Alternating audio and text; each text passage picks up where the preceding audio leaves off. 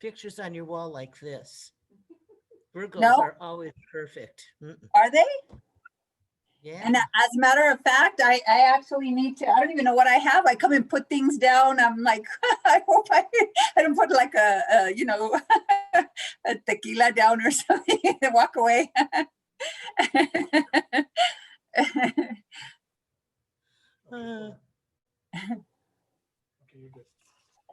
Okay.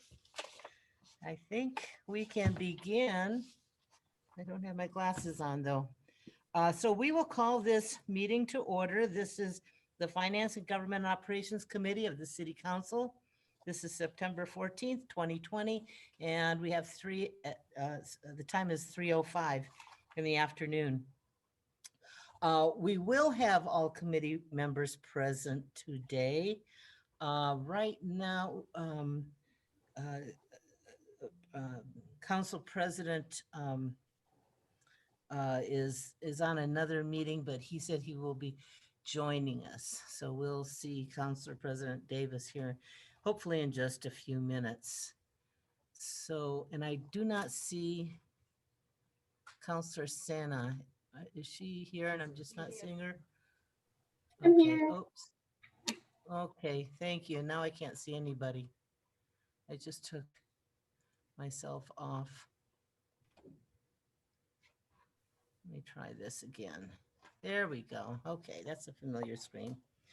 So this is a remote or online meeting where all participants will be on a video or audio conference.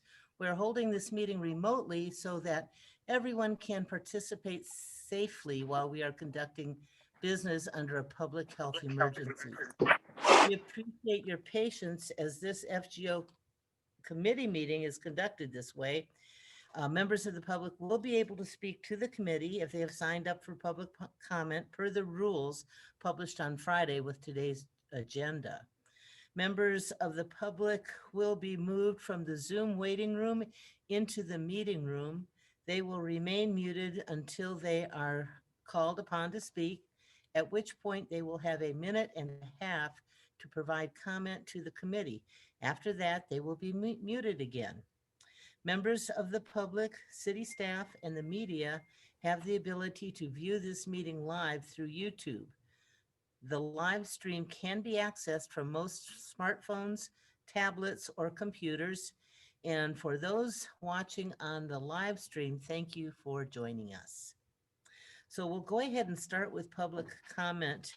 Will the Zoom moderator, Mr. Moya, please move all the members of the public who are signed in to speak? This will take us just about a minute or so. Okay, so we have everyone in the meeting. Hello to everyone who's for joining us to provide public comment. If you're watching the live feed for this meeting, please mute or turn it off at this time. We have a few very easy rules for public comment. They are to be addressed to the committee members only. Each participant has 1.5 minutes to present, and any disruptive conduct will result in removal from the Zoom meeting room. That's not going to happen. And there will be a 1.5 minute time limit. The timer will start once you begin speaking, and then the Zoom moderator, Mr. Moya, will let you know when your time is up. So we'll go ahead and commence. Mr. Moya.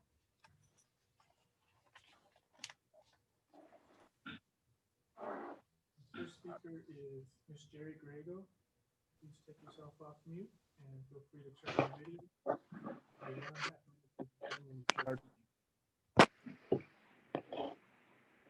Can you hear me? Yes. Okay, let me see it. Start my video. Okay. My name is Jerry Griego. I'm president of McKinley Neighborhood Association.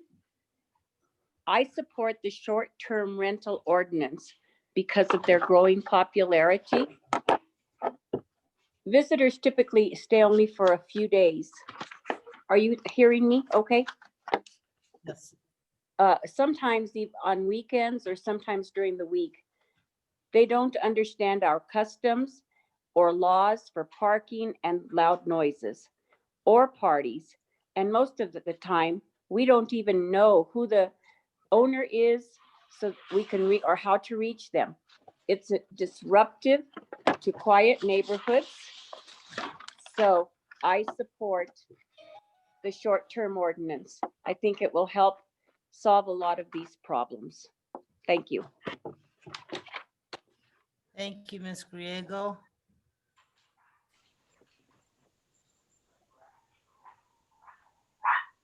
Next speaker is Mr. Richard Green. In 2 minutes will begin when you start speaking.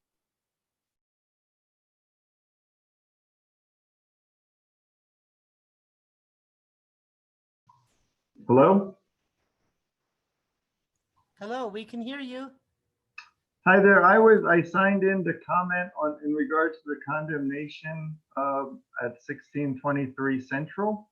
I'm one of the members of the LLC that's on the agenda. All right. Go ahead. You have a minute and a half, Mr. Okay, I Green. wanted to give the committee an update of where it stands in our progress. And so currently we've done renderings of the home, preparing for permitting. We've completed a phase 1 environmental of the property to continue with the renovation of the property. But Jay Rimby, the adjacent property owner, and of course, he owns the development across the street from us on Central that I'm sure the committee is familiar with. We're currently under contract with him for him to purchase the property. It should be closing potentially within the next 10 days. And then potentially Jay will be the new owner. And as your committee is probably aware, he's done a lot of great things right there in that little area. And so Okay. I'm asking for, we can provide, and if Mr. Remby does not close, we have again finalized, we have our phase 1 environmental that we need to proceed. And then we've engaged Rick Bennett Architectural, which I can share with that as well, that we've engaged him and he's done initial drawings needed to allow us to pull permits to continue. Okay. All right. Well, we're glad to hear from you. Thank you very much. And all counselors are here to hear that, well, except for Counselor Davis, but we will make sure he knows. Thank you. Thank you. So we're asking, of course, that the Condemnation Act, again, allows us to move forward either with Mr. Rimby or allows us as the current property owners to continue our process of renovating the property. All right. Thank you. Thank you. Madam Chair, we had 2 more people sign up to speak, but they have not joined the Zoom meeting. So that concludes public comment. All right. Okay. Then we will move on to our first agenda item, A, that's EC 137. This is the fiscal year 2020 year-end status update for Goal 3, Objective 5, increasing the grade and/or pay levels of current and vacant senior engineers, architects, and project managers. I'll move a receipt be noted. Do I have a second? Second. Thank you, Counselor Pena. We have a second. Do we have any questions for administration on this?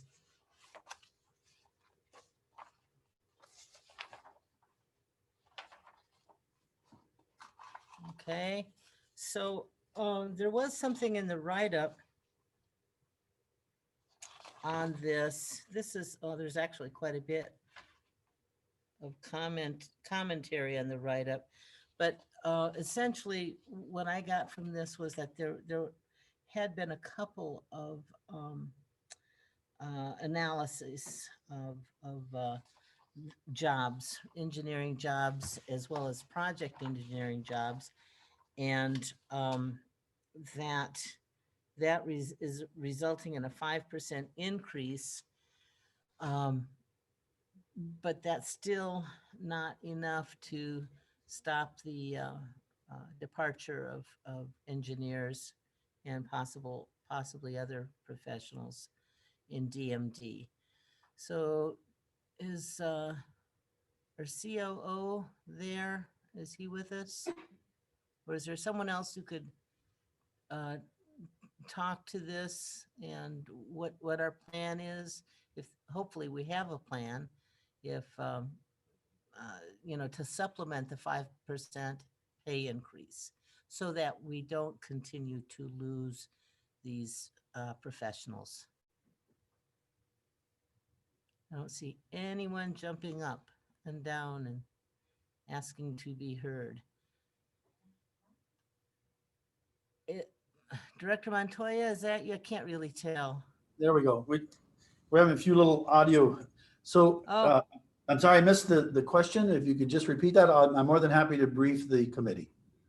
Okay, all right. So some time ago, we talked about this. I think it was probably a year or two ago, and at that time, or shortly after, there was going to be a study done, a comparative study of what other agencies are paying engineers and other professionals. And that study, as I understand, was a good study, but they looked at the wrong places. We're not losing our engineering staff to Tulsa or El Paso. We're losing them to Sandia National Labs and PNM. So I guess, but since then, I guess there were other studies done on this, which resulted in the 5% increase. I'm kind of summarizing the comments that we were given. However, it does not appear that that is sufficient enough to stop the outflow. We're still losing engineers. And so I'm wondering if we have a plan, to raise that 5% maybe for the coming year, since we're in budget, or if there's something else that we can do to stop the loss of engineers and other professionals. So Madam Chair, members of the committee, so let me begin by saying that you're correct. We have the first study that was conducted by HR, and they looked at municipalities in the surrounding communities, Tucson, Tulsa, El Paso, other places. And then we determined that that probably wasn't comparing apples to apples, so to speak, or oranges to oranges. So we went ahead and internally working with the administration, conducted a follow-up study to that and looked at Bernalillo County, Sandia Labs, state government, a couple of other entities. And at that point determined that most of our entry-level engineers and our project managers were coming in at a level, in some cases, average with some of those municipalities or some of those governmental entities, and then in some cases at a much lower rate. So based on that, we initiated an upgrade for a total of 13 positions in the engineering field and 14 positions in the project manager, project coordinator field.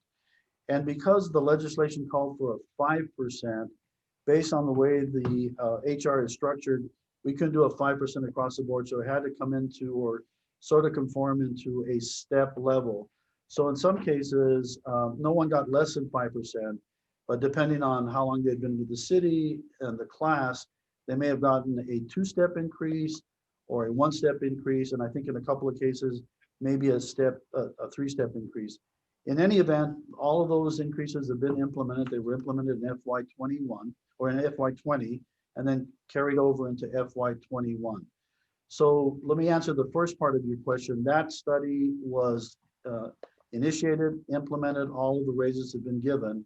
So any entry-level employee now is coming in at a level comparable to anything that surrounds us.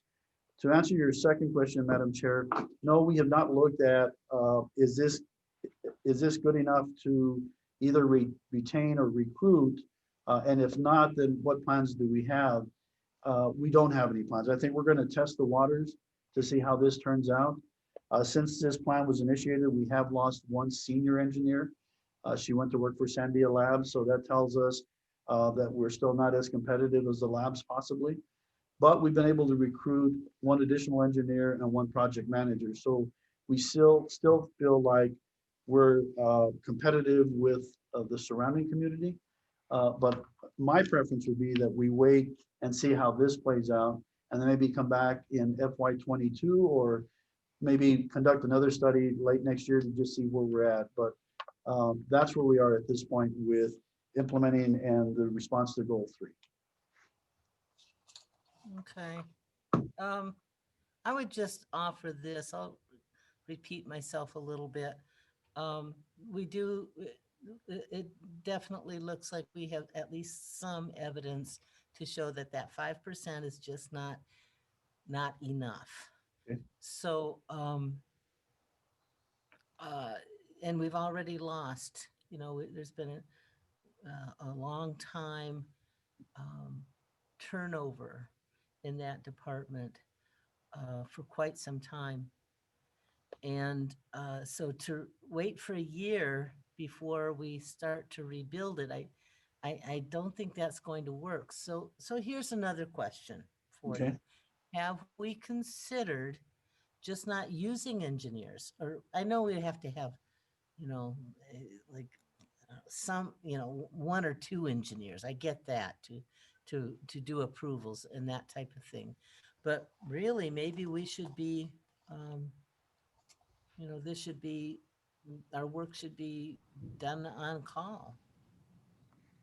That's, and let me just address that very quickly. So we have a total of 33 engineers within the department. And the vacancies for the most part occur in traffic design. That seems to be the area where we're not able to recruit the talent that we need to assist in developing in advance. When it comes to construction services and traffic itself, the traffic division, all of those positions are filled, and we don't have a high turnover for whatever reason. So it seems to be that it's just in this one division where these are the individuals that are designing or assisting in the design of new roadways throughout the city. They work in conjunction with all of the consultants that we hire in order to make these road projects happen. So that's the area that we're probably the weakest in, not being able to maintain those employees. Now, one of the things, we've got a pretty aggressive recruitment program in place. Paula Dodge Kwan has reached out to both New Mexico State and UNM.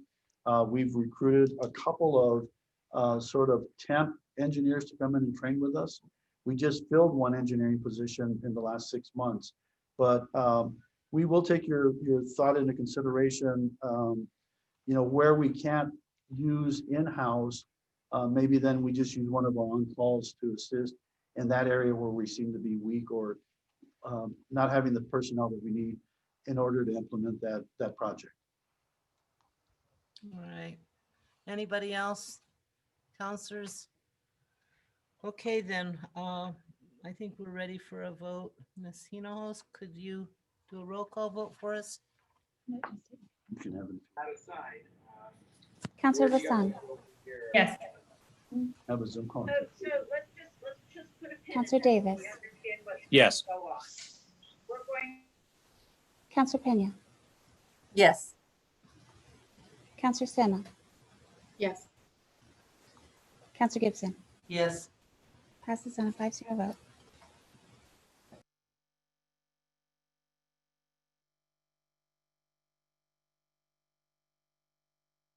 There we go. Okay. Thank you. So then moving on. Oh, by the way, I'm sorry. I just noticed a few minutes ago that we do have Counselor Davis with us. So we do have a, we do have everyone present. So moving on to agenda item B, that's EC 144. This is a mayor's recommendation of award to New Mexico Biopark Society for biopark admissions. I'll move approval. Do we have a second? I have a second for Counselor Sena. Thank you. Any questions for the staff on this communication? Okay, seeing none, then we'll go ahead for a roll call vote, please. Counselor Vassan, Yes. Counselor Davis, Yes. Counselor Pena, Yes. Counselor Sena, Yes. Counselor Gibson. Yes. Yes. Passes on a 5-0 vote. So am I back on? Can you hear me? Okay. Thank you. Moving forward, we're on, let's see. It's item C-028. This is repealing the City of Albuquerque Code of Ordinances, sections 13-6-1 through 13-6-99. This is the pawnbroker ordinance and replacing it with a new ordinance amending existing regulations applicable to pawnbrokers and extending regulations to precious material dealers and secondhand retailers. I'm going to move a due pass. Do I have a second? Counselor Bassan, is that a second? Okay, thank you. Mr. Melendres, could you give us a summary, please? Absolutely, Madam Chair. This bill is sort of a successor to a prior bill that the council considered that dealt only with updates and regulations applicable to pawnbroker businesses within the city. That bill, when it came before council, resulted in a study by the Bureau of Business and Economic Research to try to get a handle on what impact that would have on the pawnbroker businesses in the city. And one of the key outcomes of that study was a suggestion that if the regulations in a new ordinance applied only to pawn businesses, that it could have a disparate impact on that particular type of business when there are other businesses in the city that also serve similar, provide similar services like secondhand stores and gold and precious material buyers specifically. Those types of businesses also deal with purchasing secondhand goods directly from the public for purposes of reselling at a storefront. And so as a result of that study, the prior bill was allowed to expire and a new process was begun to come up with a new bill that maybe addressed more areas and tried to level the playing field a little bit more. And so part of that process began, well, that process did begin with a public outreach process. The city council staff identified businesses around town that dealt with secondhand goods. We already had a list of pawnbrokers in town, but also came up with a list of 100+ businesses that dealt with secondhand goods and jewelry and gold and silver buying and selling. Those businesses were contacted and invited to a couple of facilitated meetings that were held around town in order to present the concept of what was being potentially proposed and also to get feedback on that from various businesses and also to hear about business models that may not be appropriate to fit within this type of regulatory framework to try to nail down exactly what this bill would address and who it would impact and how it would ultimately regulate these businesses in the city. Those couple of meetings happened, and as a result of those meetings, feedback was gained. They were facilitated by an outside facilitator. Those comments were brought back into city council staff, and working with APD, the sponsor of the bill, our facilitator, a new bill was drafted after also reviewing activities in peer cities, including Tucson, Denver, and El Paso, to review exactly what those cities were doing. And one key thing that we found in reviewing what those cities were doing was that they also, as was being suggested by the pawnbroker industry and by other folks, they also regulated the majority of businesses dealing in secondhand goods. And so it did appear that a more comprehensive ordinance might be appropriate for consideration. So this bill does propose that more comprehensive approach to regulating storefronts that would allow somebody to come in and sell something to the store in exchange for cash, and then put that item for sale again back to the general public. Or in the case of a pawn shop, that item would be pledged in some instances or sold in other instances. In the event that it's pledged, it'd be held as collateral for a loan, and then potentially subject to resale in the event that the loan isn't paid back. And so the whole kind of purpose of this regulatory scheme is relating to the possibility for businesses to sort of play an unwitting role in the cycle of property crime in the city.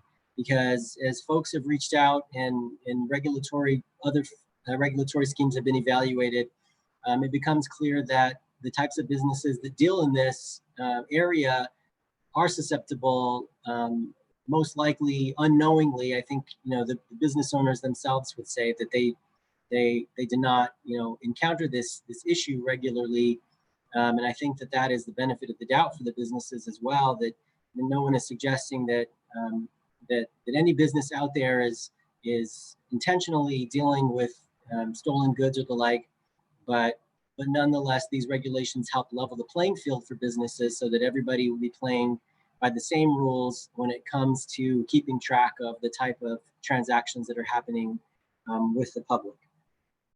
So the bill was developed, and it essentially, we worked with the Albuquerque Police Department to identify what types of goods were specifically of concern in this cycle of property crime in the city. And we identified a list with APD that include consumer electronics, firearms, jewelry, musical instruments and equipment, precious metals, precious stones, sporting goods, or tools, including power tools. And so if a secondhand business or pawn shop is purchasing those types of items from the general public at a storefront for purpose of lending money or for resale, then this ordinance would apply to those businesses. It would not apply to, for example, consignment stores where a transfer of ownership is not occurring from the original owner and the ultimate buyer. A consignment simply is somebody places their material in the store for an end user to come and purchase, but there is no transfer of ownership from the seller to the store and then the store reselling. Also, it would not include thrift stores, it would not include secondhand furniture stores. Those types of businesses and the types of items that they sell were not identified by APD as a particular hot items, I guess, for lack of better terms, that were susceptible to property crime issues in the city. So with respect to those businesses that sell those covered goods, and again, those businesses being pawnbrokers, secondhand retailers, or precious metal dealers. Precious metal dealers are defined as those businesses that would purchase jewelry or valuable materials such as gold, silver, or valuable stones for purposes of reselling or for purposes of smelting down and turning into another commodity as far as bulk metal for resale. And so if one of those businesses is dealing in these covered products that were just identified, then they would be subject under this ordinance to certain reporting requirements. The pawnbroker industry in the city has already been subject to reporting requirements for 20 plus years, and there would remain subject to reporting requirements under state law. But this ordinance would expand the reporting requirements for pawnbrokers dealing in the types of goods that I listed, and also would extend those regulations to the secondhand industry and also to the gold and silver buyers, the precious material dealers. Essentially, when a transaction occurs with one of those covered goods, a person, the person behind the counter, the business that is dealing with that transaction from the general public would be required to take down some information to identify a transaction number, to identify the date of the transaction and the type of the transaction, whether or not it is a purchase of the item for resale or whether or not it is a pledge for the purpose of lending money. The transaction receipt would also have to identify a description of the item that is being sold or pledged at the time, and it would also have to include the name and address and the date of birth of the pledger or seller. And finally, they would also have to include a picture of the item that is being acquired by the business, as well as a picture of the person making the sale, the person from the general public coming in and making the sale. And that could be in the form of a still or in the form of a still frame from a surveillance camera that's set up in the store. Businesses would have the flexibility to create customer profiles that would allow them to just create a profile for a person, and then they wouldn't have to collect all of the personal identifier information each time that person came in. However, in discussing with APD did identify that they believed it was important to have the photo every time a person came in. So whenever somebody comes in for one of these transactions, the photograph of the person and the item that is being acquired would be required under this ordinance. The businesses that are subject to this ordinance would be fall within a civil process for administration of the ordinance. So in other words, a pawn official who is charged with enforcing the ordinance would have the ability to make inspections of the business premise, to look at the records and to examine the items that have been sold or pledged for purposes of making sure that they match those records.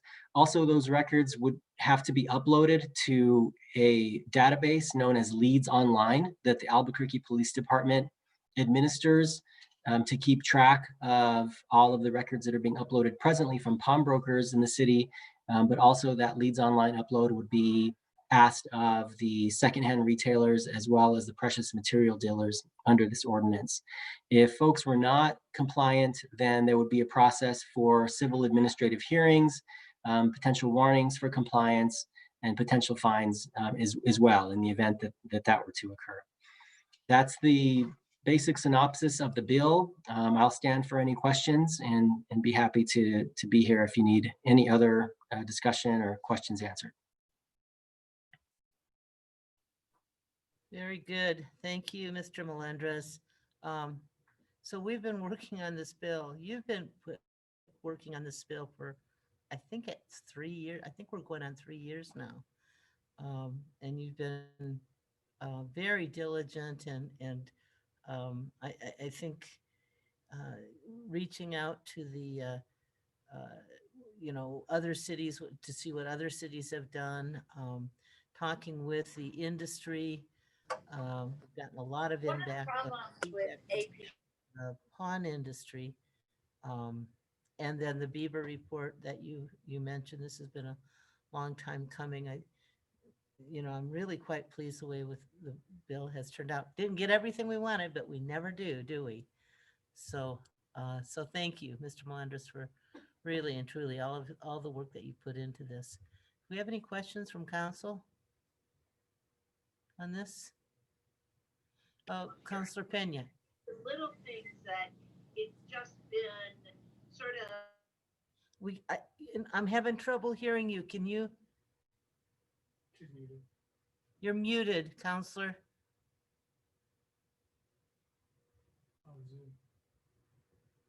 I'm sorry. Sorry. I thought they had fixed my computer, but it's still not fixed. Somebody else was speaking. I can hear someone. I was like, that's not me. Anyway, I was just going to say that, I think this is such an important bill and all the work that's been put into it. I'd love to just make a motion to put it to full council with a no rec so that, we can all discuss it at full council and give. So we did have a motion for a due pass and a second, but we're fine. I'm fine. We can change this to a no recommendation. And I think we just got a second to your motion, Counselor Pena, from Counselor Bassan. So I just wanna Thank you. And the reason being is just some of these votes are just, in committee. I think that really we have to kind of do our due diligence and make sure that each counselor from their respective districts have an opportunity to chime in on these important issues. So we also have a, okay, we still have questions from the counselors, but I just wanted to mention that we do have Deputy Chief Maizel Garcia here who can chime in Commander, on- ma'am.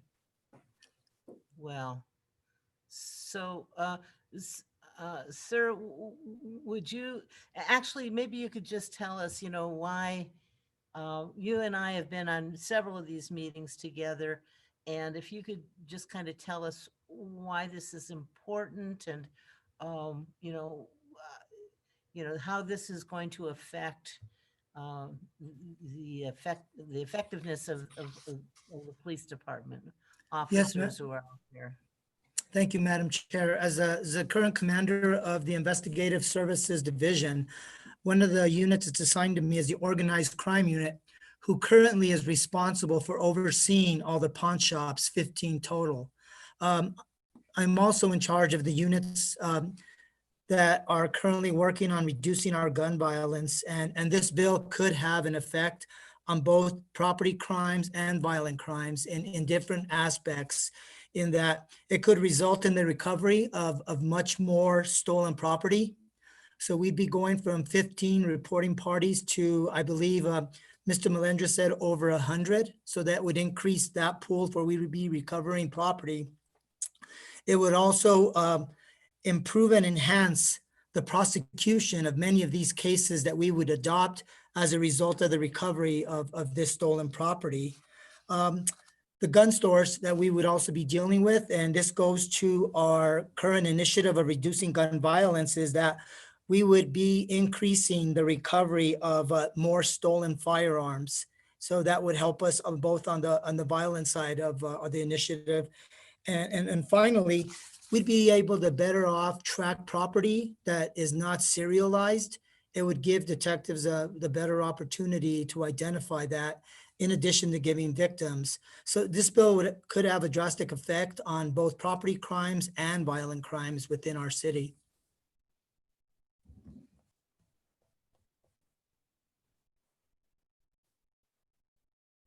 Sorry. Thank you, Chief. Could you stand by with us just in case we have more questions? Yes, Counselor ma'am. Pena, I'll go to you in just a second, but I think we have two other hands, Counselor Davis and Counselor Bassan. I don't know who was first, so Bassan, Counselor Bassan, go ahead. Thank you, Madam Chair. So I support the move without rec because admittedly, even I'm conflicted by this ordinance. And I say that because on one hand, I can see how anything that's going to impact reducing crime and helping keep our city and improving the safety of our city is so important. But then on the other hand, that whole personal picture, work, business, just the funding and all of that. So and I realize this was something that was very detailed from 3 years ago and last year, I guess is really from last year. And so I think that I think it would be beneficial to have everybody as a part of it in this discussion. But I just wanted to make sure to say that I can see both sides of this, and that makes it really hard because I think there's some really strong pros to both sides of this coin. Thank you. Counselor Davis. Thank you, Madam Chair. I just wanted to say congrats to you and kudos to you. I know you've worked on this a lot over the last few years and with the parties and with APD. I think you've come up with a good bill. It's a good compromise that achieves the goal and is totally doable. And so I fully support it. I would be prepared to do a do pass, but I'll follow with the chair's intent or consent, and we'll send it to full council. But I just want to acknowledge there's a lot of work that's gone into this on both sides, and from the industry itself as well. Like, these are totally reasonable things that can ask for that help APD track down sort out the bad guys from the good guys. And I think that's an excellent use of this process. So thank you, ma'am. Congratulations and good work. Thank you. So let's go to Counselor Sena. She hasn't had a chance to speak to this. Then we'll go to Counselor Pena. Counselor Thank you, Sena. Madam Chair. Thank you, Madam Chair. I actually do agree with Counselor Pena and Counselor Bassan. I would love to have this full conversation. I really do appreciate all the work that went into this, from the study to the meetings, meeting with so many of the interested parties on this, and especially meeting with APD on that study. So I just wanted to mention that. I do have a few questions, but I think if this goes to full council, I'll present my questions then. So thank you. Thank you. Counselor Pena. Thank you, Madam Chair. I actually just wanted, I heard the chief talking about how it could reduce violent crime. Can you give me some, just a couple of quick examples of how you think, I mean, because those are pretty strong statements and it just seems as though, wow, you know, if this is all we have to do to reduce violent crime or the purchase of, you know, identifying people with guns. And so just, can you tell me just how that would work? Yes, ma'am. Madam Chair, Councilor Pena, it would just be an expansion of what we're currently doing right now. We would just be expanding as opposed to only having 15 pawn shops reporting. The number of entities that would report would be plus 100. So in essence, what this would do is it would give the detectives the potential to recover more property, to include guns. So what I'm seeing is it gives us a way to potentially enhance those investigations so that we have a larger, for the lack of a better word, I'm trying to think of we can see more stores, you know, more places, more entities that we're able to follow up on. And it's something that would be completed through the Leads Online system. So we would just be increasing those reports. So it's nothing that's directly anything we're going to increase. It's just increasing the potential for us to reach out to more entities to recover stolen weapons. If there is something stolen that's recovered, we could have the potential of identifying an offender, which would enhance the investigation. Awesome. And Madam Chair, if you don't mind, just one follow-up question. So do you have data on currently how many arrests and stuff like that you've made via getting items back from the pawn shops or violent crimes that have been, I don't know. Madam Chair, Councilor Pena, at this point in time, we do not. That was the reason why I said it could. We would have to go back and get that baseline and see exactly where we are at. We could do that and provide that information to you at a later time. So we could go into our investigation and get that for you, ma'am.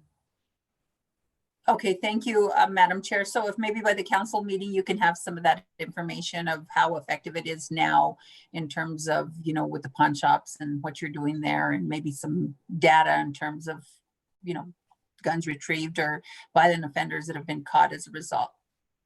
Madam Chair, Councilor Pena, yes, ma'am, we could do that and we'll start that to get those numbers for you. Cool, thank you.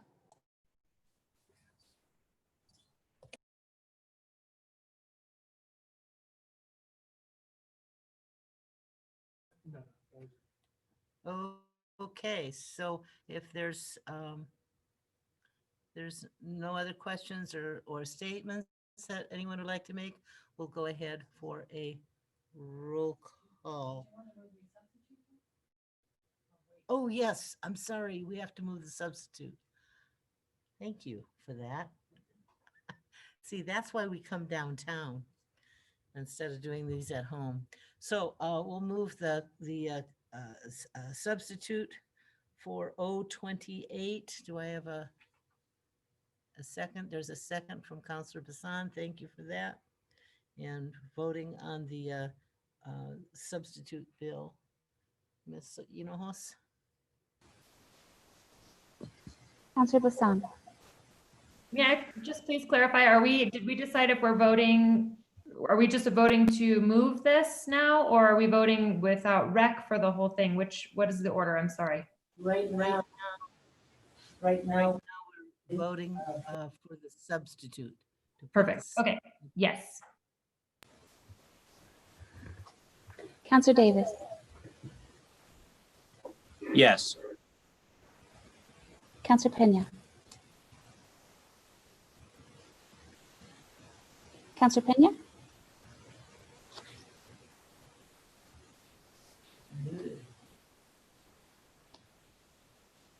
Councilor Pena, looks like you are muted. I'm sorry, was there a question? Was it for a vote? Somebody was at my door, so I ran to the door real quick. Was it for the vote? My vote's yes if it's to move it to full council.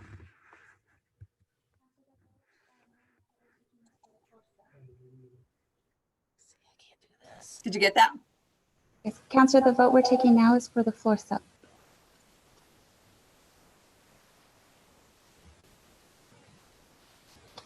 Was that a Sorry, yes on the fourth did we- vote? Yes, yes. Thank you. Counselor Senna, Yes. Counselor Gibson, Yes. passes on 5-0 vote.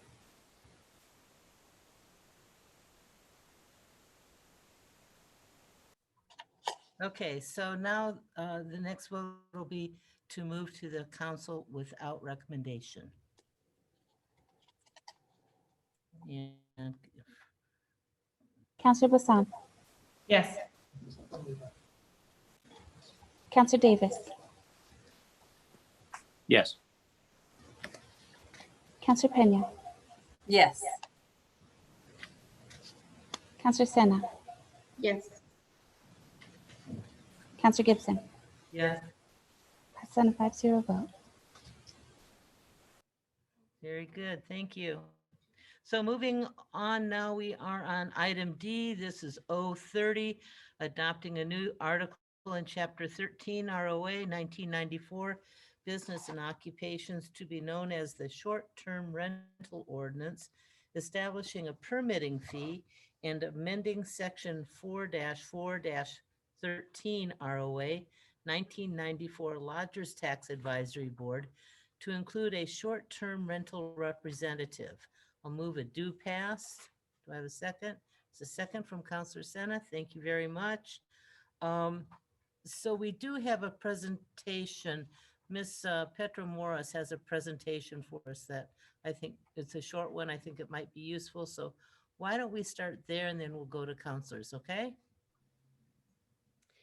Good afternoon, Madam Chair, councillors. Thank you. I will just share my screen here. I have a short PowerPoint presentation with some talking points so that you guys can follow along. So this bill started a little while ago. It goes back in time to a couple years, September 2018. Councillor Gibson established through R1849 a short-term rental task force to take on the topic of looking at short-term rentals and their regulations and some possible recommendations associated with that. Because it's a pretty complicated topic, the task force was made up of a wide range of individuals, including representatives from the short-term rental industry, the hotel industry, the tourism industry,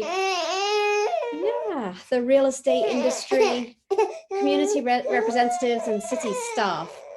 The task force made some recommendations on permitting and regulations and administration, and each of those aspects of that task force report informed the ordinance that's before you this afternoon. The ordinance requires a permit per unit, limits overnight occupancy to 2 people per bedroom, limits gatherings to no more than 2 times the maximum overnight occupancy with a cap of 20. The bulk of the ordinance focuses on the permit and what the permit is required to do. The philosophy behind this is the idea of being a good neighbor, and that the city actually already has a lot of regulations on the books that talk about how you can be a good neighbor. And so the bill doesn't introduce a lot of new regulations, but instead has a permitting process to kind of hold people to following all the rules that are already out there. So for each short-term rental operator or permit, you're required to have a city business registration, so that's per operator, to pay all applicable taxes, maintain insurance, display the permit number inside the unit and on all your marketing materials, display a good neighbor agreement inside the unit. And this is a kind of just a short summary of relevant rules for the city of Albuquerque, and would include the number of people for that unit. Provide an address of the unit and contact information so that the city can contact folks easily. a floor plan of the unit, and then a signed statement that they will operate the unit in compliance with all applicable city regulations. The fee is set at $120, valid for 1 year, and it's a $90 renewal fee. The excuse me, the fees established in the bill are based on a fiscal impact analysis per the recommendation of the task force report.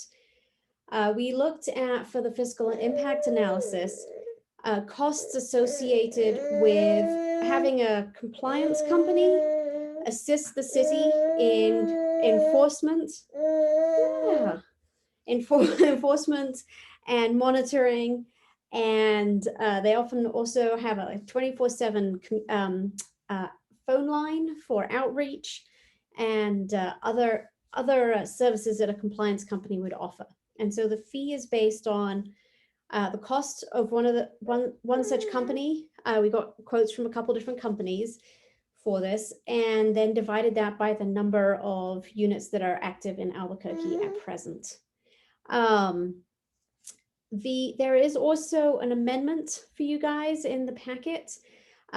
This is a request from the Expedia group, and I believe they're available to answer any questions that come up too.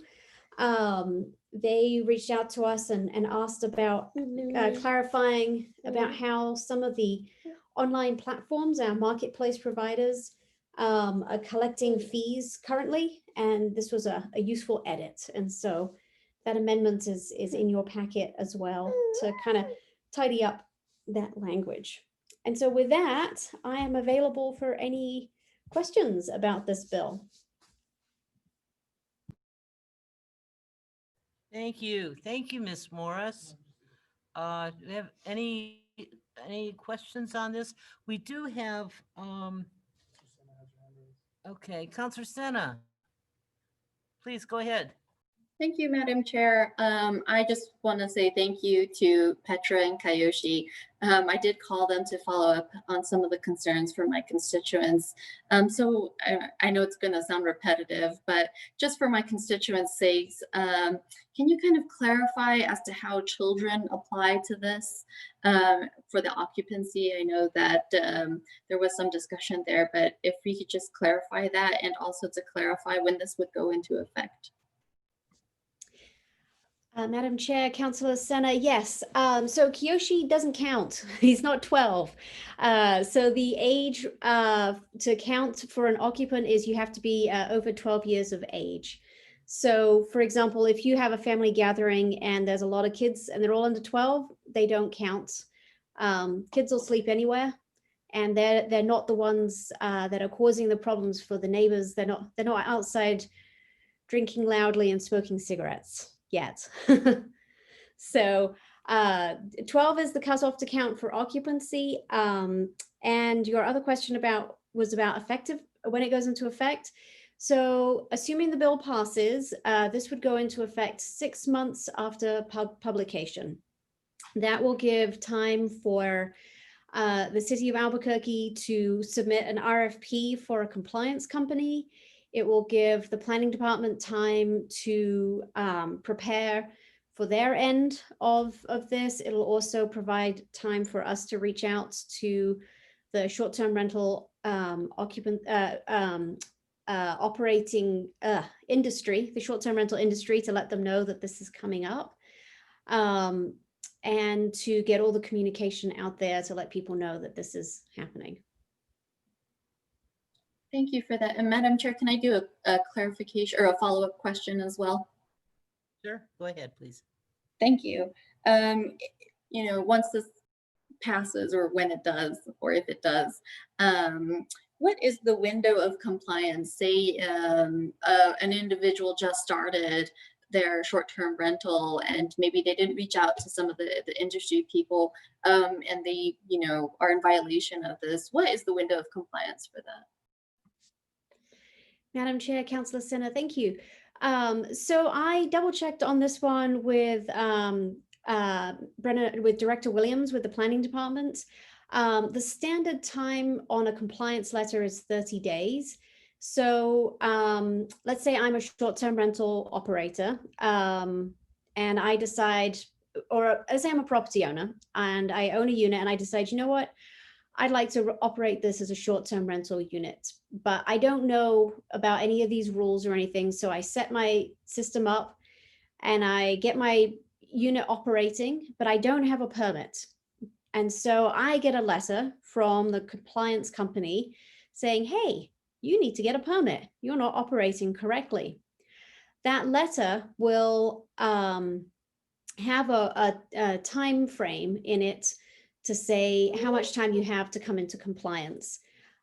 We have not crafted those letters yet, as the bill hasn't passed yet, but usually when the planning department sends out compliance letters, they usually have about a 30-day window to come into compliance. That window of time will be within the direction of the planning department as the administrators of this to decide how long you get to come into compliance. And so, you know, that could be a longer window, it could be a shorter window, it could be a longer window in the first year because it's a new thing, and it could be a shorter window in the future, but the bill doesn't speak to that. But that is something that the city regularly has in their compliance work. And I'm guessing Mr. Williams is probably in the mayor's conference room or another conference room if you guys have any extra questions on that.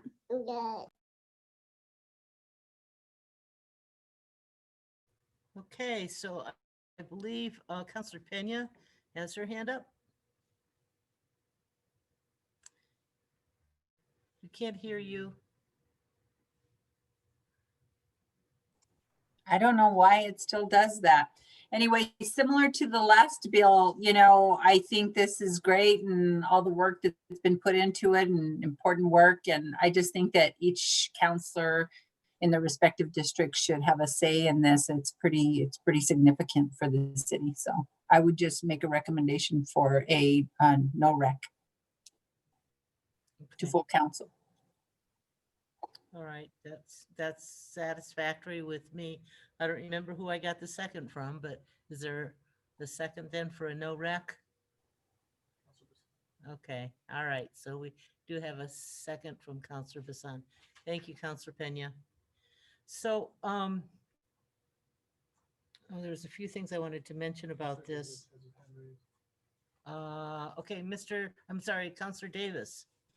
Thank you, Madam Chair. I just wanted to ask, like I said, I know there's an amendment in the packet that Ms. Morris mentioned was supported by the industry, and I understand was considered a helpful amendment. Do we want to present that this evening, or do you want to take it to council? I just curious. I don't have a preference either way. My intention was to, you know, bring it up here to go ahead and move it here. Okay, that's great. I'll defer to you since it's your bill.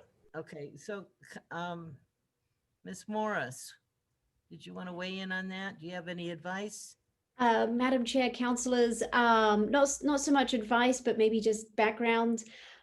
This amendment is pretty minor and kind of just a clarifier of something that already occurs. The hotel and the hospitality fee ordinance and the lodging tax ordinance both already spell out that collection of fees, and so this is kind of just dotting an I and crossing a T. So if the councillors tonight felt comfortable passing that amendment, it's a important and helpful change that we received from the Expedia group, but it doesn't make a substantive change to how we actually A, already do things, or B, are proposing to lay out the permit. So I don't know if that helps you in your thoughts. So I think it might be helpful too. We do have Miss Ashley Hajini here with us from Expedia, and there she is. Hello. So maybe you could elucidate on this a little bit. Ms. Yes, Hajini? thanks. Yes, ma'am. Can you hear me? Yes. Okay, thank you, Chair Gibson. I appreciate it. This is simply a clarifying change that we brought forth, and wanted to thank staff and Chair Gibson for their leadership on the draft ordinance to begin with. It would simply clarify that platforms which already have an agreement with the city of Albuquerque, like Expedia Group, Vrbo, we do own Vrbo, it's one of the major short-term rental platforms, that it would simply clarify that if there is an agreement already in place or a platform or a marketplace is already obligated to be collecting and remitting a certain tax, that we would go on doing that, and that the operator of the short-term rental unit would not be subject to any new tax liability. So it really is just a clarifying amendment. New Mexico's tax situation with regard to marketplaces was changed significantly last legislative session through HB6. So there is still some lingering confusion, I think, by some stakeholders on those issues. And this would just help clarify that and clarify the responsibility. Happy to answer any questions. Thank you, Ms. Hajini. I think that does provide a lot of clarification, particularly since we're, the application of taxes and collection of taxes for these this part of the hospitality industry is still relatively new. So I agree with that. So I'll go ahead and move the amendment 1. Ooh, I don't have it in front of me.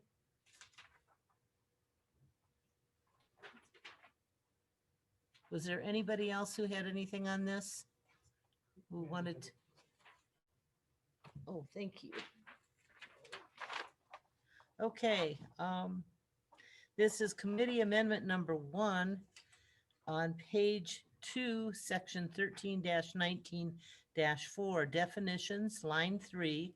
Add the following text: marketplace provider, a person who facilitates the rental of lodging by A, advertising the lodging by any means, whether physical or electronic, including by internet website, online booking platform, catalog, television, or radio broadcast, and B, collecting payment from the vendee and transmitting that payment to the vendor, either directly or indirectly through agreements or arrangements with the vendor, regardless of whether the marketplace provider receives compensation or consideration in exchange for the marketplace provider's services. And then number 2 on page 2, section 13-19-5, general provisions, line 13, add the following text: B, pay all applicable local, state, and federal taxes, including lodger's tax, hospitality fee, gross receipts tax, and income taxes associated with the operation of each short-term rental unit, unless the marketplace provider does this on the operator's behalf. And the explanation is this additional language clarifies that in some instances, the taxes associated with the unit are collected by the marketplace provider. This language also includes the definition for a marketplace provider, and the definition for marketplace provider comes from the lodger tax ordinance and hospitality fee ordinance, which both use the same term and definition. An example of marketplace provider is an online platform like VRBO or Airbnb.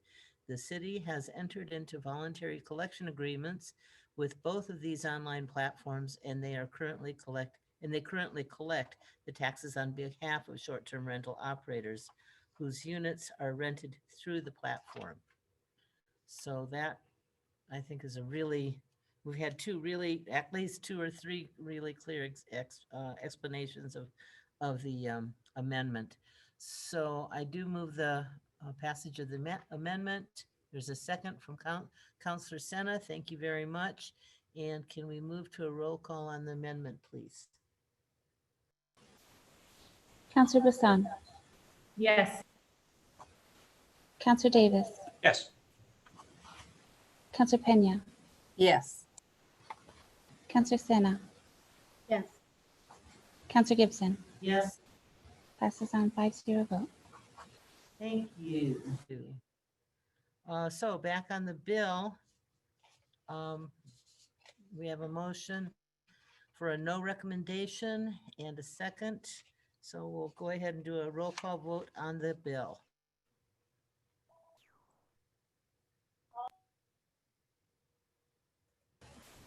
Counselor Bassan, Yes. Counselor Davis, Yes. Counselor Pena, Yes. Counselor Sena, Yes. Counselor Gibson. Yes, Passes on a 5-0 vote. thank you. Okay, so next on the agenda is item E. This is 035. I'll go ahead and introduce this to the meeting on behalf of Counselor Harris. 035 is amending Chapter 3, Article 1 of the revised ordinances of Albuquerque, New Mexico, 1994, the Merit System Ordinance, to expand the assignment of persons who may issue disciplinary actions and decisions against employees. My script says move a do pass. Madam Chair, this is Isaac. Can we actually move for? Can we move for a deferral on this piece of legislation? This is Isaac, and we're just requesting a deferral. Okay, I think that's a good idea. So there's a motion for a deferral. Is there a second? Or I'll move for a deferral. Is there a second? All right, we have a motion and a second for deferral. And we are deferring for until what time? The next finance meeting, Madam Chair. Okay, so the next one will be 1st of October sometime. Okay, so our first meeting in October. Any other comments or questions from counselors, administration?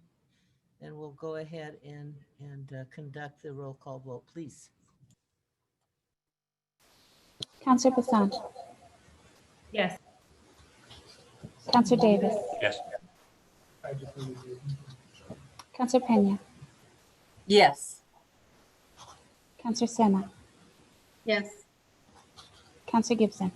Yes. Passes on a 5-0 vote. Thank you. And next on the agenda is F. Counselor Pena, would you like to move this one? Yes.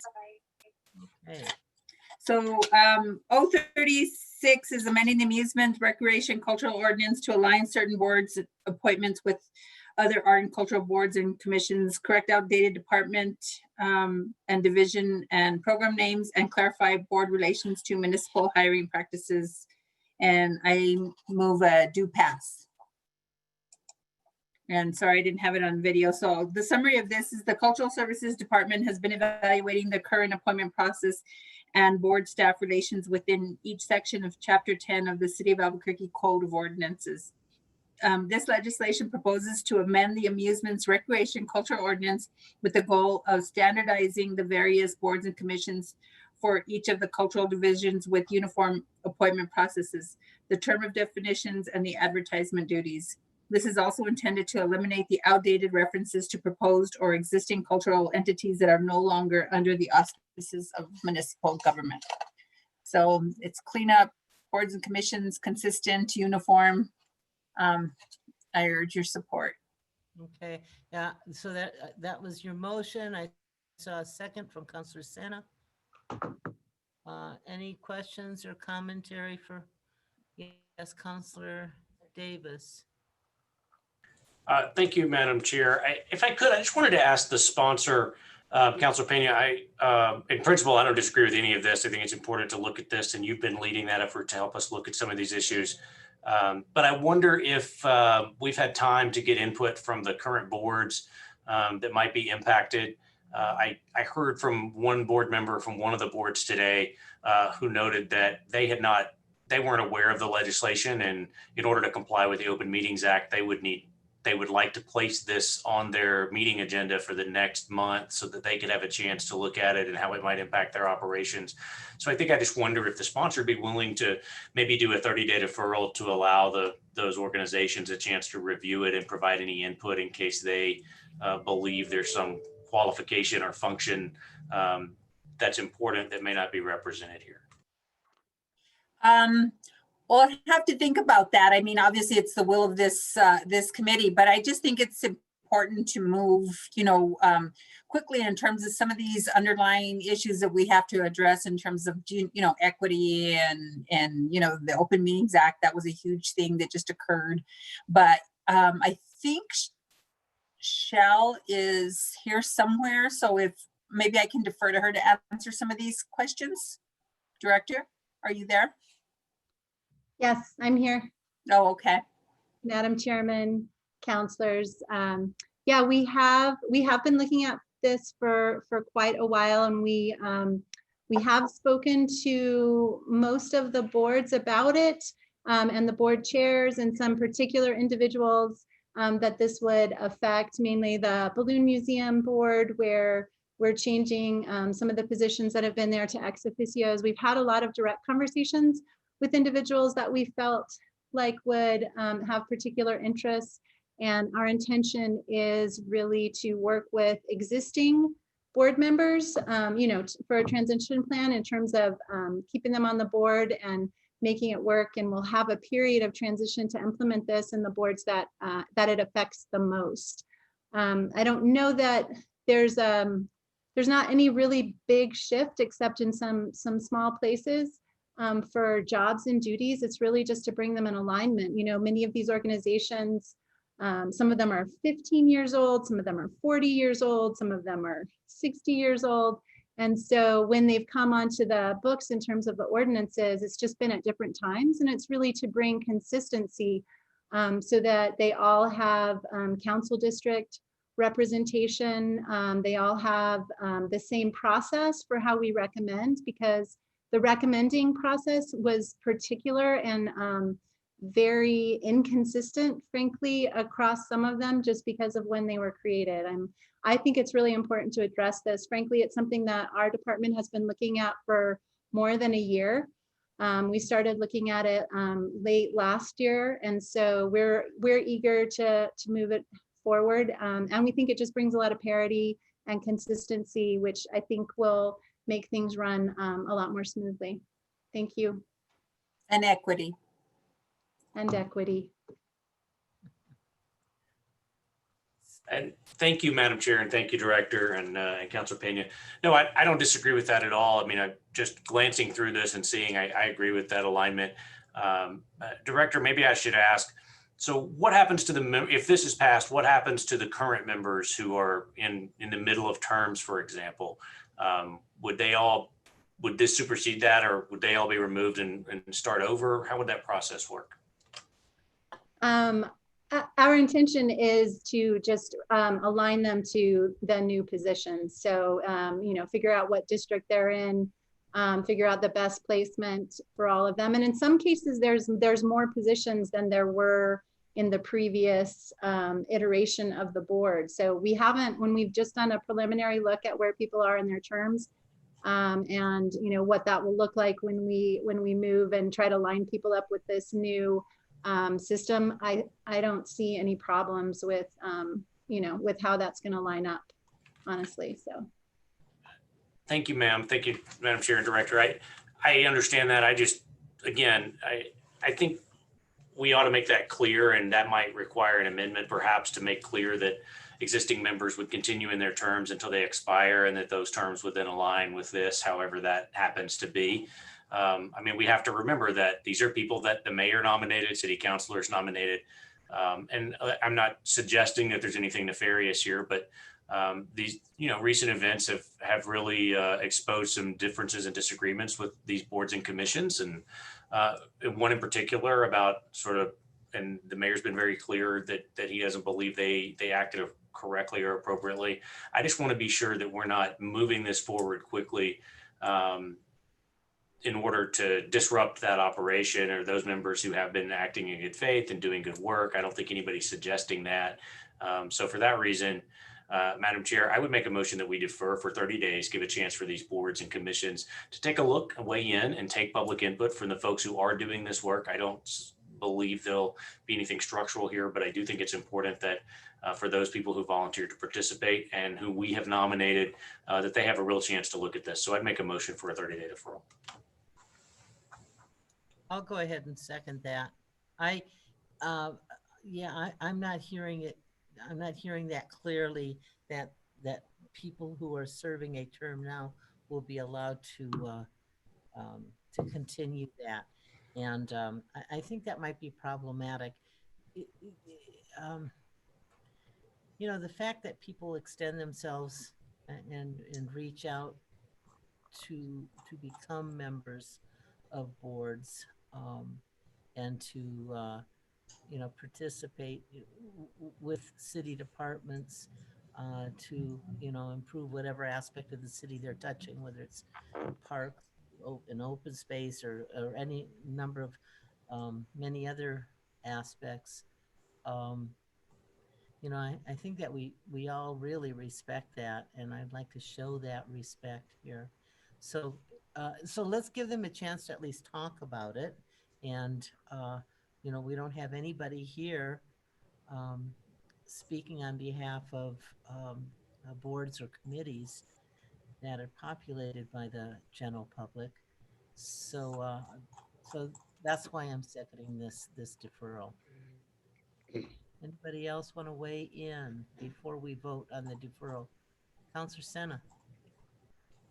Thank you for that, Madam Chair. I do want to express some of my constituents' thoughts on this. I know that a few previous board members reached out to me and actually said that they were pretty frustrated with the inconsistency, and they were appreciative of this ordinance because it brings some of that consistency, especially when addressing quorum. That was why they said, you know, some boards had different standards of quorums. And so they were just saying that they were appreciative of this and hope to actually see this move forward. I just wanted to voice that of my constituents and some of the people that I've reached out to and asking what their thoughts on about boards and commissions. So thank you. Okay. Thank you. Councillor Bassan. Your hand is raised. Thank you, Madam Chair. I'm kind of hesitating with the deferral because I am leaning towards listening to Director Sanchez when she says that while she's fine-tuned with, you know, I mean, this is her position is to know each of these boards essentially and see where their pitfalls are and what needs to be done. So I'm concerned that 30 days might be longer than necessary to the point where, yes, we need to have the inclusivity of everybody, but if I'm really wanting some confirmation that Director Sanchez feels confident that this does not need a deferral. So that way I can, because that's kind of where I'm leaning right now, Director, is if you think that we should proceed, then I am willing to go that route and to work on any amendments if we need to, and we can hear it at council in that regard without delaying it too much longer, because I'm also a big fan of streamlining things and keeping some consistency with the way things get done. Thank you, Madam Chair, Councillor Bassan. I appreciate that. And like I said, these are things we've been looking at for a year. I am confident that this is the right way to move forward, and we really appreciate Councillor Pena's support on this. You know, it's not our intention to take anybody off of the board. This is really about creating alignment among all of our boards and some consistency and making sure all of the council districts are represented, which is not something we have on some of our boards, just because it's not built into that. And I think that that's really important. And the boards where we do have council district representation, those boards have been really strong, and they've been frankly much more diverse and representative of our community. And I think that's one of the things that we want to do. We have spoken to the boards. I haven't heard anybody express concerns in any of those conversations. We explained why we were moving in this direction. And I think the one concern about, are we gonna shortchange people or move them out of their positions. I appreciate any recommendations on how we manage that. That's not our intention. And that's not part of how we want to transition this. So if we need to do something to ensure that we don't take people out of their positions, you know, I'm open to that. But I think that we're ready to do this. And I think we can do it with very little, very few problems and transition time. So thank you for your consideration. Thank you, Okay, Dr. Madam Chair. May I please follow up just real fast? Okay. I just, so I don't know if it would be, rather than deferral, if we could go the no rec route and then do the amendments to make sure to clarify that these positions can, you know, stay and be, you know, unaffected and streamlined a little bit more, then I would be in support of that. All right. I Councilor would Pena. second that. Yeah, well, we have a motion on the floor for deferral, so we kind of have to do something with that first. So, let's see, who was there? Okay, Councilor Pena, do you have anything else to add that you wanted to? Well, just the same that, you know, I really can't support a deferral. I think that, you know, this has been worked on for a really long time, and in light of what's going on now, and I can see where Councilor Davis is talking about some of the concerns, but the intent isn't to take anyone off of boards, current boards. And as Councilor Gibson stated, you know, people dedicating their time. But one of the things when you're looking at this and looking at kind of some of the things that transpired, you know, we really need to provide, again, that leadership in the city as to how our boards and commissions are filled, right? And make sure that there's equity in that process. And there is a lot of people who are on some of our boards and commissions that have been on them since for a long time. And, you know, so I think we really need to really create an avenue to where we have a consistent process across all our boards and commissions on, especially in cultural services. So I can't support the deferral. I'll, you know, I think maybe a rec with do not pass, and then we can look at that other piece at full council.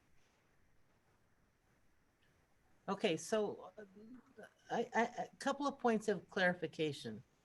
Well, Councilor Davis, go ahead. Your hand was up and then it was down and now it's up again. So go ahead. Right. Yeah, I don't know where it went, but no, I wanted to just say I appreciate it, and I won't belabor the point. But as I read this ordinance and look through, there are some places where it looks like the mayor is getting some extra seats, for example, on some of these boards. Perhaps I can't tell because there's not a comparison from the old to the new, but some new ones. And then I also noticed that, you know, Bernalillo County is getting some appointments to the library board. I think that's sort of been by practice, but I don't see it in the old ordinance the same way. And I'm curious if the county has any input on that process. So like I said, I'm for, I think, expanding the number of persons on these boards. I just think that another 30 days won't hurt us to do that. I want a chance to be sure all the stakeholders have a chance to take a look at this, including those boards and commissions who are influenced or who are named here.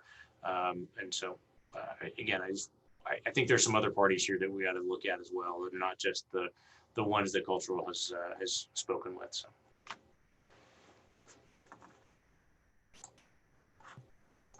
All right, so couple of things that I need clarification on. So we are talking about all boards and commissions here, I understand, except for the special ones like EPC, the Police Oversight Board, the ones that seem to me pretty clearly cut out of this because they're created and by other legislation. But this would be anything like around parks, cultural, I don't know, if something more than that, but it's a pretty wide, swath of boards and commissions that we're talking about here. And so two things I'd like, go ahead. Director. Madam Chair, I just wanted to clarify, these are only updates to boards and commissions that are associated with the Cultural Services Department. Because that chapter in the ordinance sounds much bigger I mean, the department's big, don't get me wrong, but that chapter title makes us sound a little bit bigger than we are. But these are only boards and commissions that are specifically connected to cultural services. And then I just wanted to address Councillor Davis' comment about the change with Bernalillo County and the libraries. That's not a change. The only thing that we changed when it comes to the library board is that in the old version, the library director was ex officio on the board.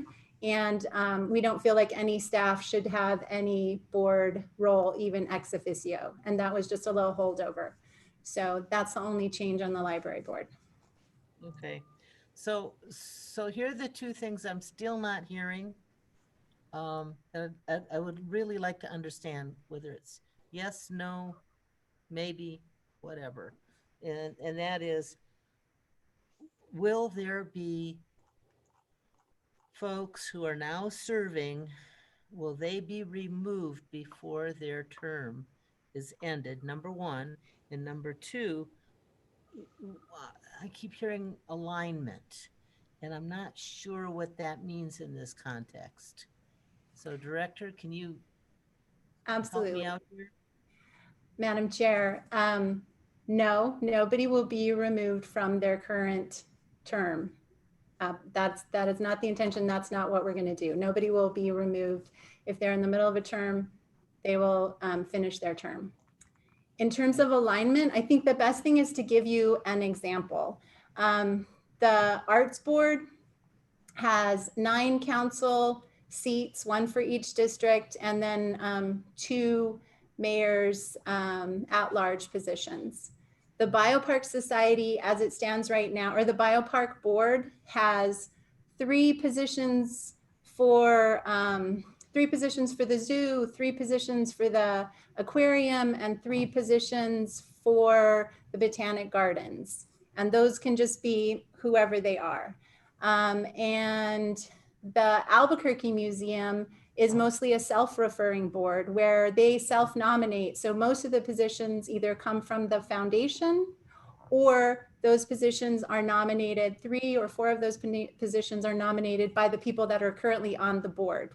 So to me, there's no alignment. The boards where we feel like there's consistency have the 9 council districts, have maybe 1 seat for our support organization or foundation that's associated with the cultural institution, and then the mayor's at-large positions.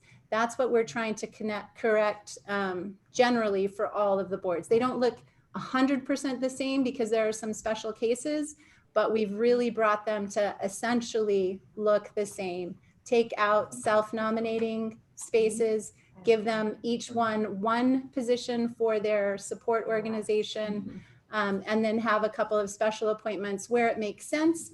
At the Anderson and Abruzzo International Balloon Museum, there's 2 ex officio special positions, 1 for the Anderson family, 1 for the Abruzzo family. Those are now ex officio instead of regular board appointments. Does that help? Yeah, Okay. I think so. That helps. So, so my last point, really, I will have said everything I need to say during this phase, and that is, this involves a lot of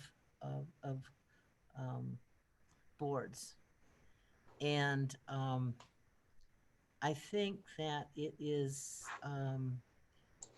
not only just a fair thing to do, but it could very well be a very productive thing to do, is to let them consider this and tell us what they think.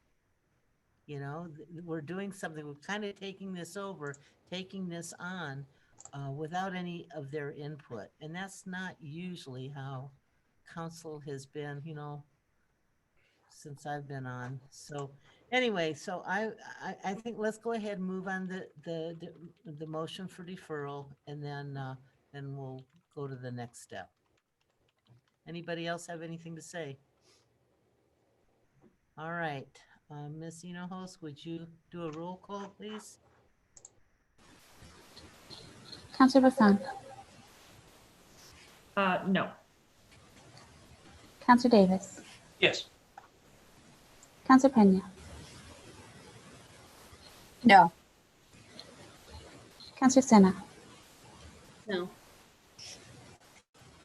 Counselor Gibson. Yes. That fails on a 2 to 3 vote. Okay, so then the motion, I forgot now. Is this a motion for a do pass, or are you changing it to a no rec?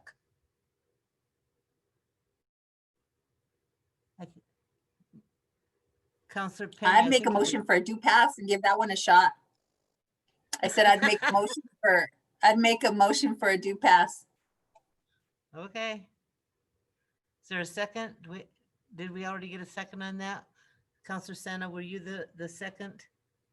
Okay, all right. So we'll go ahead and do a roll call on do pass. Counselor Bassan, No. Counselor Davis, No. Counselor Pena, Yes. Counselor Sena, Yes. Counselor Gibson. No. That fails on a 2 to 3 vote. So Okay, so I'd make a recommendation for no rec to full council.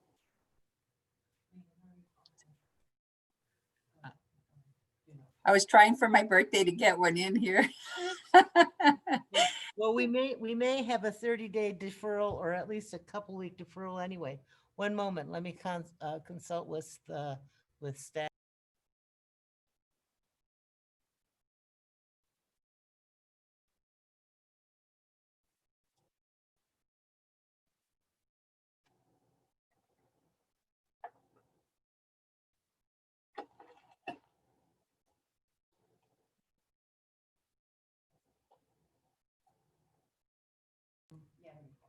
We're working on it. Stay with us.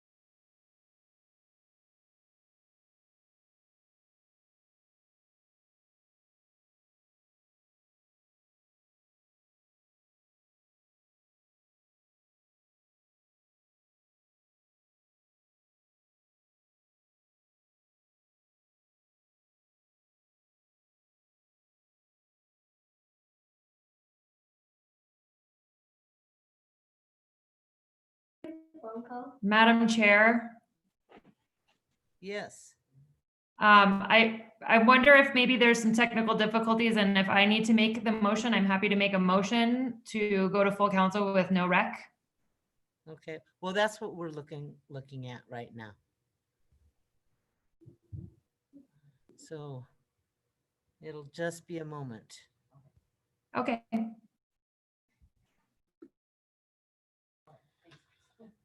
All right, Counselor Bassan, if you'd like to make that motion for a no rec, we can do that.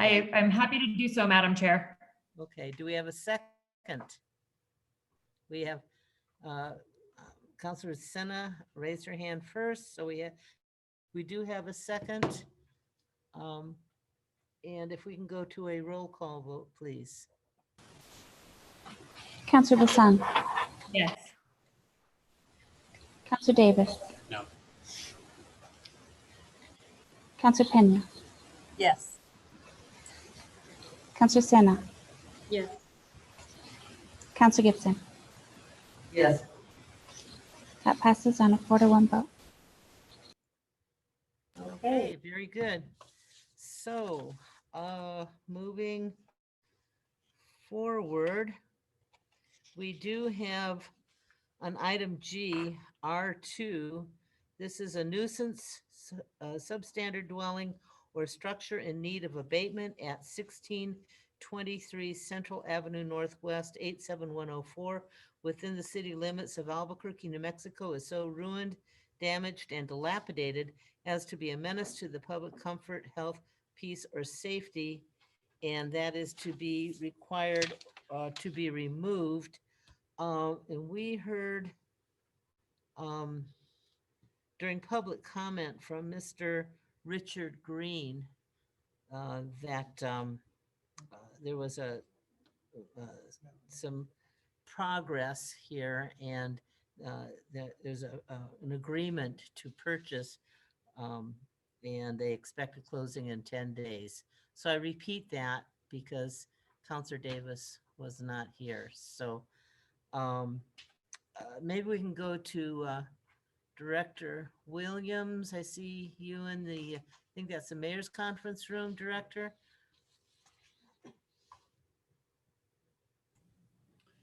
Madam Chair, thank you very much. Yes, this particular matter may be familiar to members of the committee, as it's been before you a couple times.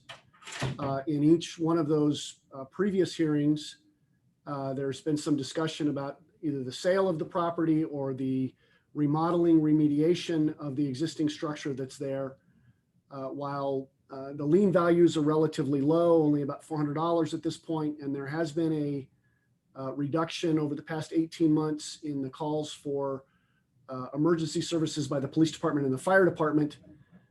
This is a fire damaged structure that is that fronts Central Avenue, close to Old Town. As I've said before many times to this committee, compliance is the ultimate goal. So we would like to see this property redeveloped and brought back to a productive use for the community. But we do have a situation where we've got a problem property that needs to be addressed. So as Mr. Green testified, I'm familiar with both the prospective purchaser as well as the architect that they've engaged. I'm confident that they understand the permitting and the inspection process, but would simply ask the committee to, if this matter is to be continued or deferred, that be about a 30-day period so that we can ensure that those actions which we've been told are going to take place occur as expeditiously as possible. And I'd be happy to report back again at some point in the future as to the status of the property. Not everything is going to be solved within the next 30 days, but certainly we'll stay on top of that and report back to the committee if that's the will of the committee. Thank you, Director. So given the message that we received from Mr. Green, I'll go ahead and move a deferral to approximately a 30-day deferral. It'll be our second meeting in October. There's only one meeting in October. Great. Oh, that's right. This is FGO.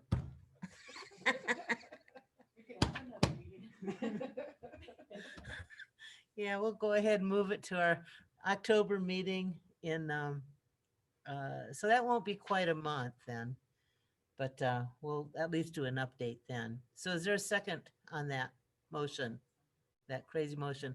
Okay, thank you, Senator. Thank you, Senator. Thank you, Counselor Pena, I'm sorry. It's not even 5 o'clock yet.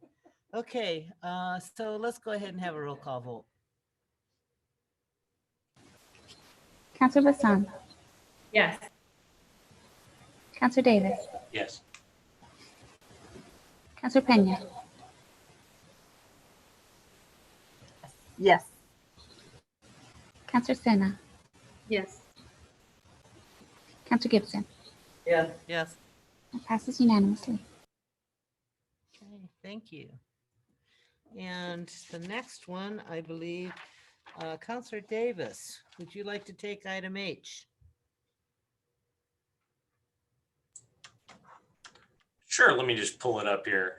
Madam Chair, I move a do pass on R 2081, a nuisance substandard dwelling in need of abatement at 8411 Central. Because it is so ruined, damaged, and dilapidated as to be a menace to the public comfort, health, peace, or safety, and that is to be required to be removed. All right. There's a second from Counselor Bassan. Any questions for the staff? Would we like to hear from the director from planning? Madam Chair, I know this is an issue we've talked about before, I think at council.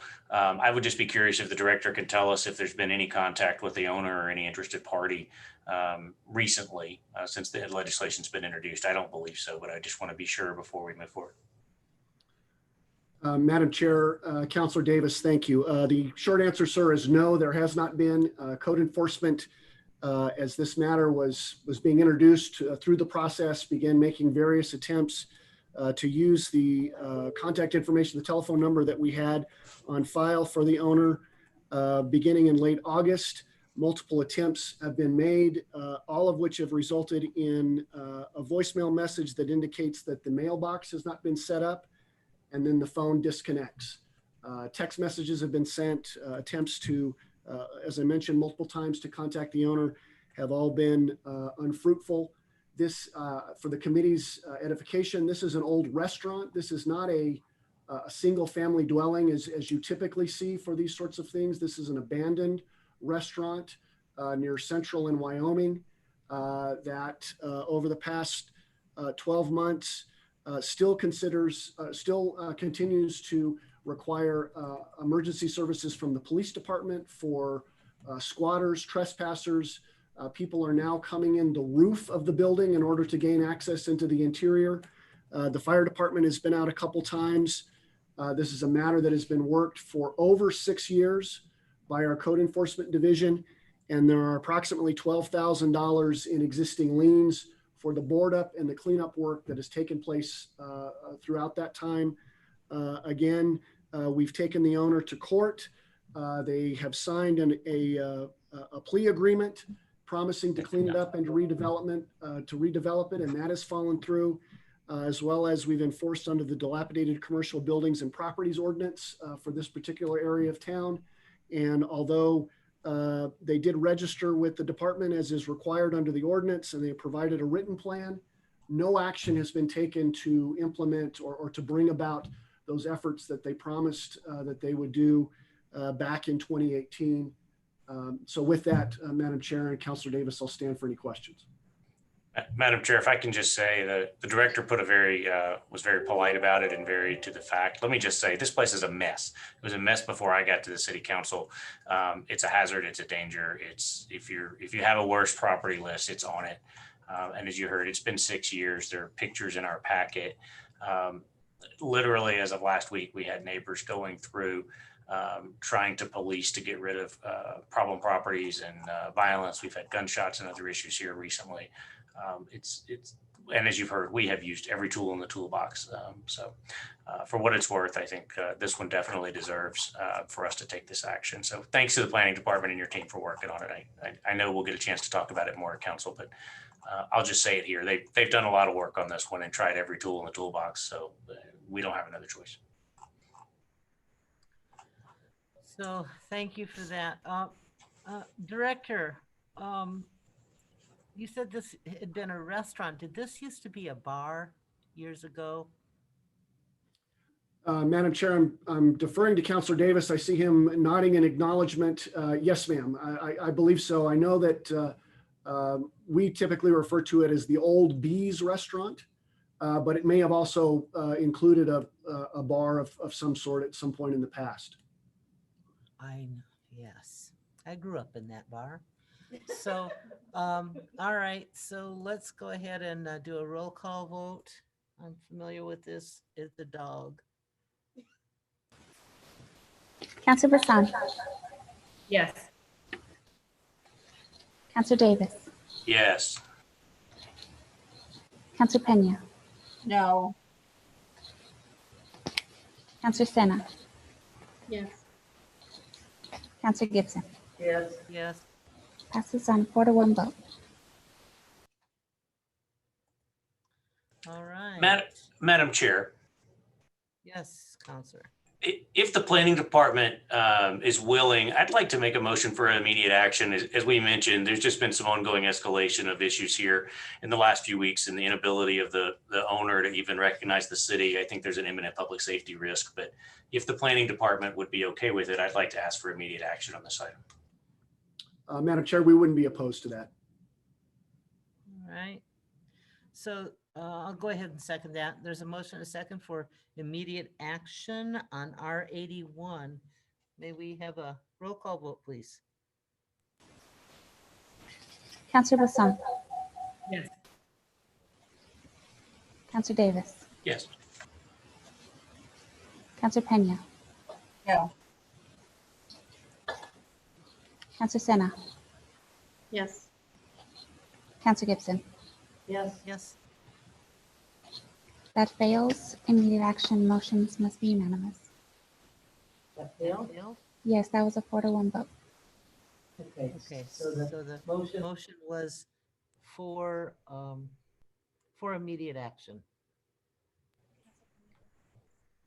Madam That's Chair, right. Sorry. Madam Chair, I missed it as well. Could the clerk read out the votes or tell, I thought I heard 4 unanimous yes, or 5 yes.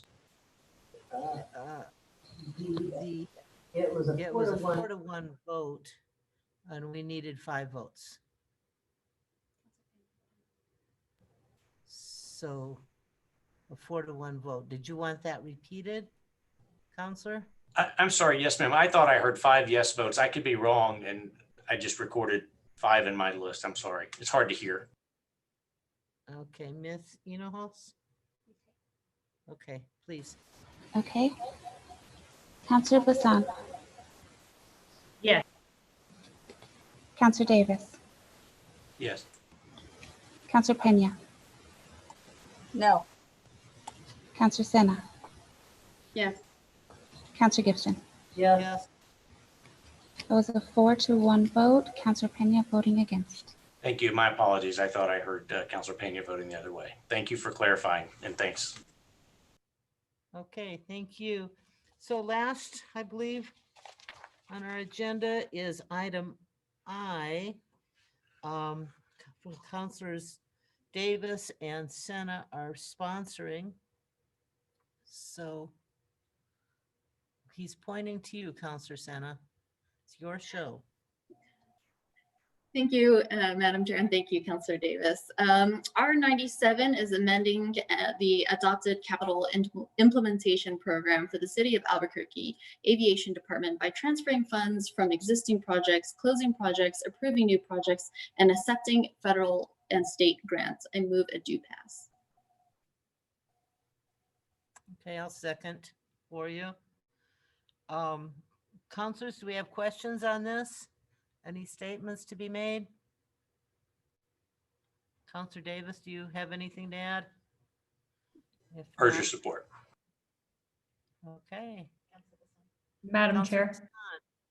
I'm just wondering if we want to hear from the administration just since she's sitting there or no? All right, we can do that. Go ahead. I'm not sure which one is speaking. Oh, okay. Yes, please, go ahead, please. Madam Chair, members of the committee, thank you for having me today. This is a fiscal cleanup that will really help the aviation department. We've received word from the FAA that we will be receiving more grant funding to be determined on exactly when, but coming. And so we need to prep our books in the back so we can make sure to receive that, provide our matching grants, as you've mentioned, and just move a few things around. So thank you very much for considering this request. Thank you, Director. Anyone else? If not, then we'll move toward a roll call vote, please. Counselor Bassan, Yes. Counselor Davis, Yes. Counselor Pena, Yes. Counselor Sena, Yes. Counselor Gibson. Yes. Yes. That passes unanimously. Thank you. That's the last on our agenda. There being no further business, this FGO meeting is adjourned. Thank you very much, everyone.